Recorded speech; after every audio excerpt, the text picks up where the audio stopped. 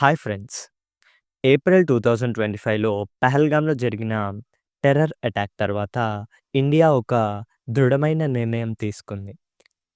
ఏంటి ఆ దృఢమైన నిర్ణయం అంటే ఇండస్ వాటర్ ట్రీటీని సస్పెండ్ చేయడం. ఈ ఇండస్ వాటర్ ట్రీటీ ఏంటంటే మనం అంటే 1960లో ఇండియా, పాకిస్తాన్ మధ్య కుదిరిన ఈ ట్రీటీ ప్రకారం ఏంటంటే ఇండియా, పాకిస్తాన్ వెస్టర్న్ రివర్స్ యొక్క నీటిని ఇవ్వాలి. మరి ఈ నీటిపై పాకిస్తాన్ అగ్రికల్చర్ పూర్తిగా ఆధారపడుంది.